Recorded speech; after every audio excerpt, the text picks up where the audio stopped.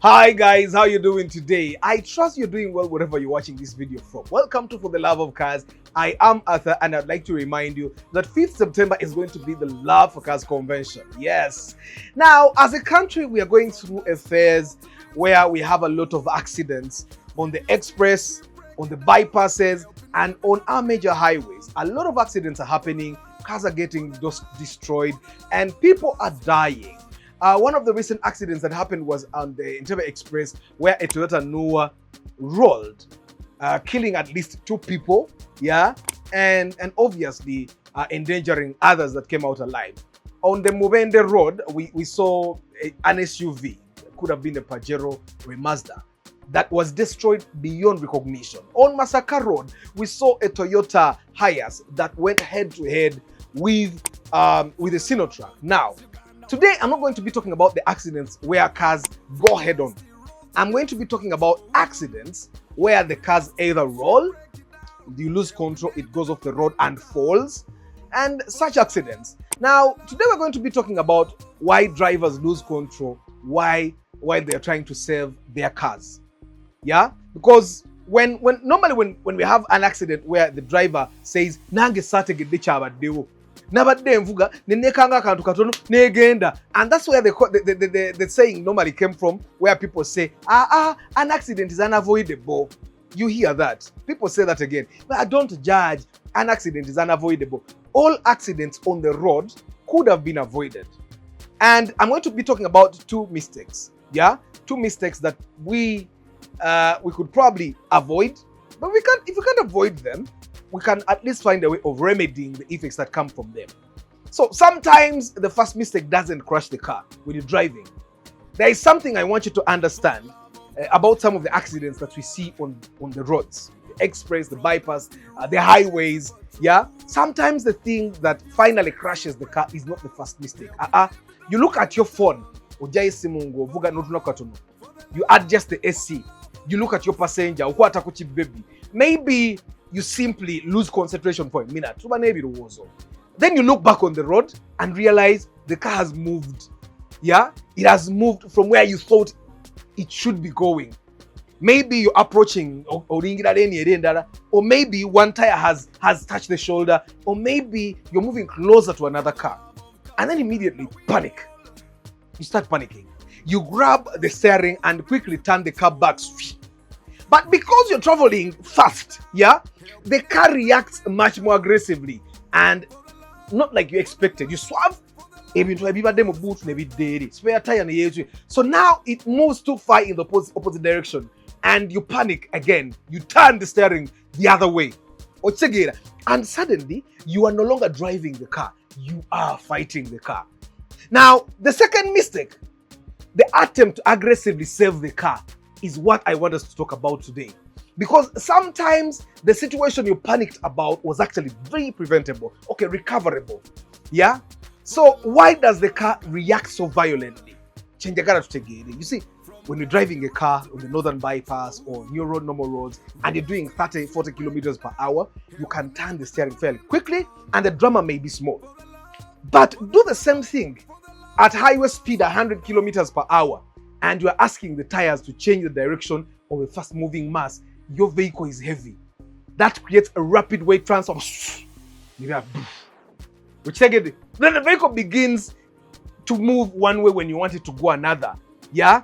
If it's a car that has those big spare tires, you have a woofer in there. Sometimes you have the passengers. Remember when you swerve, but passenger tebagenda nawe boba deno, so the weight goes. Then you're transferring the weight, both deno, not deno. Now you transfer the weight back and forth. You see, the rapid left and right movement can create serious impact. Yeah, kati. Straight at high speeds. That's why you find that not everyone is a race driver. We cannot all be race drivers, because when you're turning, it takes a certain level of calculation. Yeah, in your head to know that if I swerve 30 degrees, then I can move this way. And you see, the car starts pointing somewhere different from where it actually is traveling. Oliko Express or Dabusega, Osegira, Newekanga, no swerving, and it's the shoulders of the road. no yagala eveeyo okitegera, you start turning left right, and finally emotoka netandika okuba kati ng'olwana nayo, it's going, you don't know where it's going, erumba, you're fighting with the vehicle, you get it? And at that time it's very hard to recover. That's what happened on the express. That's what happened. I had a neighbor whose car overturned, and if the tires suddenly get the grip, nejekwata giti kati empiira gyekutte olwanye ne break omuliro ogutadde zigenze ku bukaabo buno, zigenze ku railings, and that's and you know, sometimes you need to understand that even the vehicle type matters. If you're driving a tall SUV, a tall van like the Nua, those cars have a higher center of gravity than the low saloon cars like the Primo, and it doesn't mean that SUVs will overturn every time you turn quickly, but their rollover margin can be different, particularly during severe emergency maneuvers. Bwepamaka fani nga Nua gyoswaving oti ocha nempewo bwegikuba bwoswaving empewo naye bwegirwanyisa, you get it? What in America there is an organization, I think it's called the National Highway Traffic Safety Administration.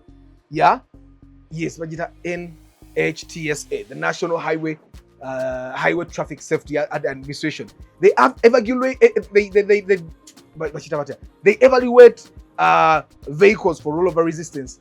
Nga batunulira nti waggulu obuwanvu egenda kyenkana ki. Okitegera, the taller the vehicle, the more severe the reaction when you do those steering maneuvers. So when you're driving a tall car fast, you need to understand what you are driving.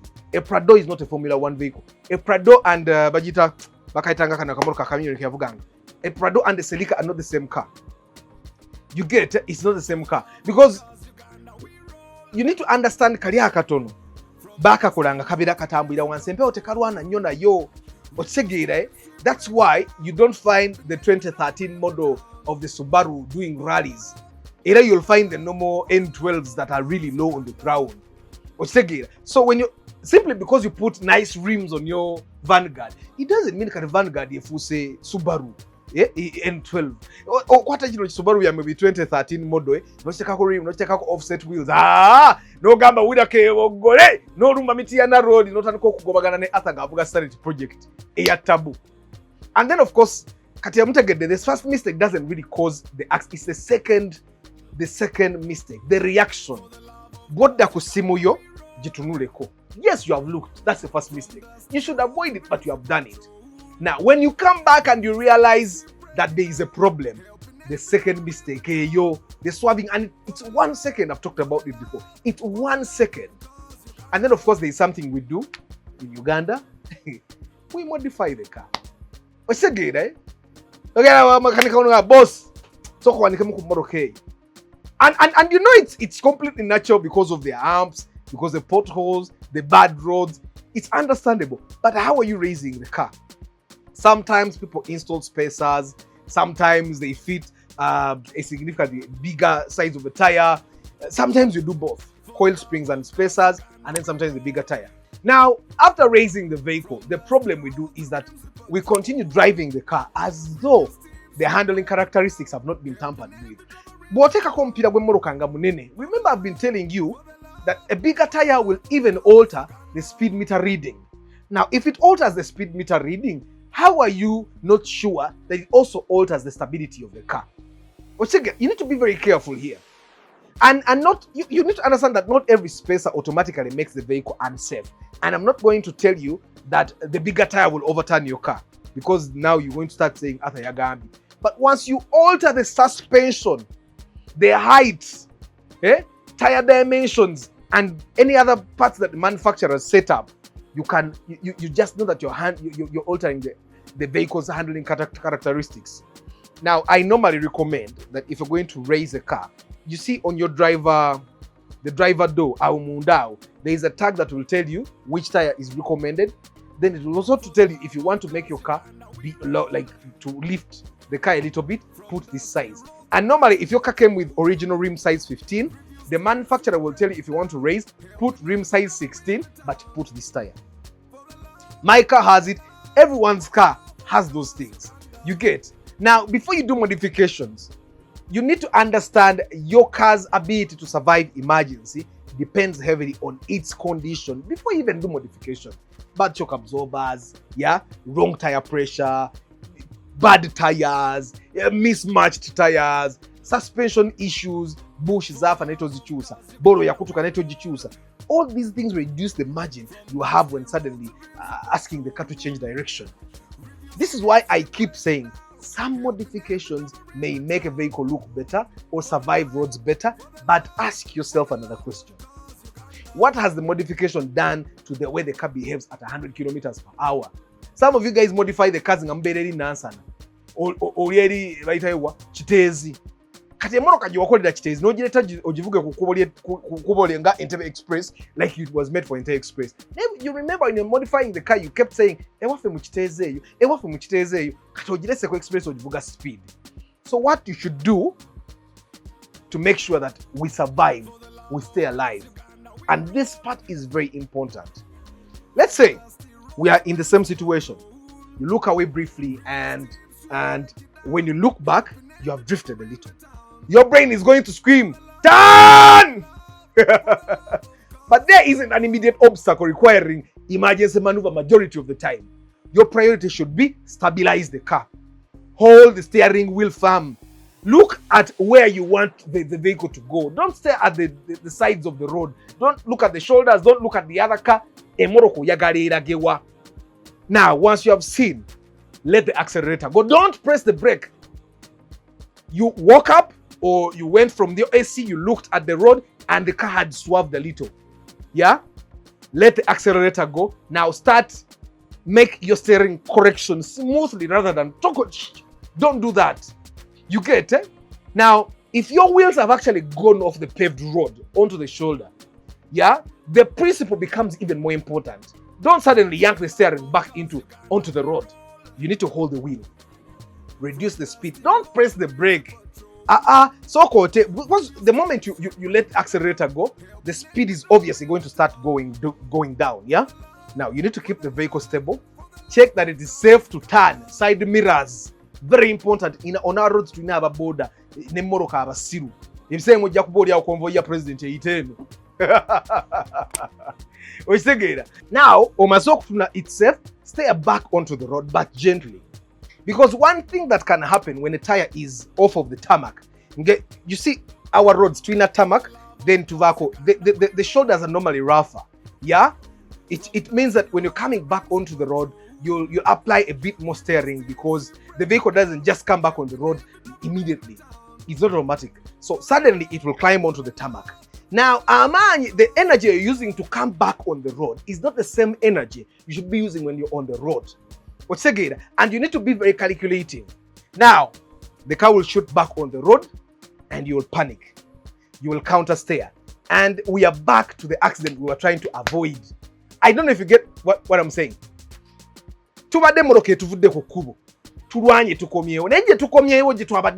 Remember. And that's where the problem comes. You get off the road, you sort of left, right. But every time you come back right, you're coming back to the same accident.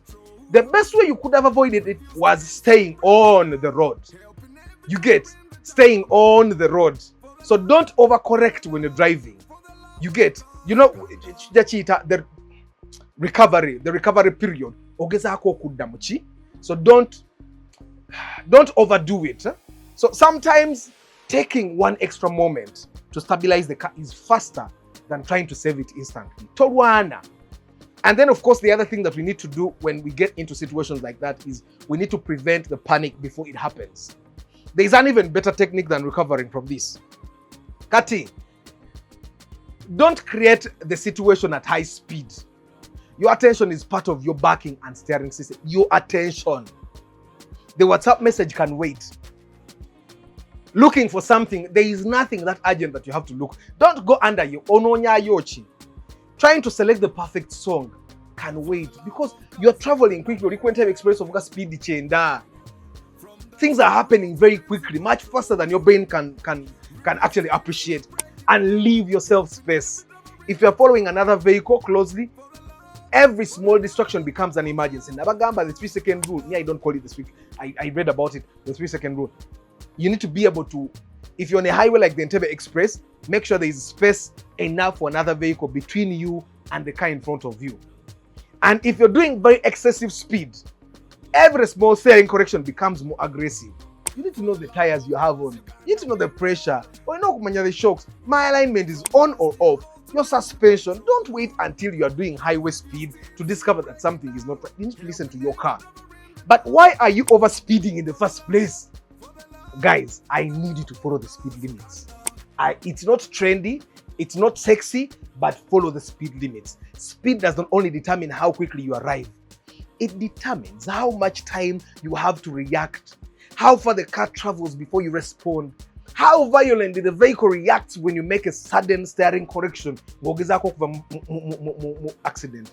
You need to understand that the faster you're traveling, the smaller your margin for error becomes. Anyway, finally, electronic stability control, the ABS, traction control, and all these other systems are very excellent. But don't use technology as permission to drive carelessly. I've seen Subaru people, simanya all wiru, simanya ina stability control. They can help you, but they cannot repel physics. Guys, next time something scares you while you're driving, remember this. The first mistake may not be the one that crashes the vehicle. You can drift slightly and recover. You can miss your lane position and recover. Sometimes even putting a wheel onto the shoulders is recoverable. But the moment you panic and throw a large steering input into a fast-moving vehicle, you may create a much bigger problem than the one you are trying to solve. Don't fight the car. Stabilize it, reduce the speed progressively, look where you want to go, then correct smoothly. Because, you see, sometimes the difference between saying, that was close, and the people coming to pick pieces of your car from the roadside is how you react in that 1 second. 1 second after the scare. When you panic badly, bagenda kutemamu.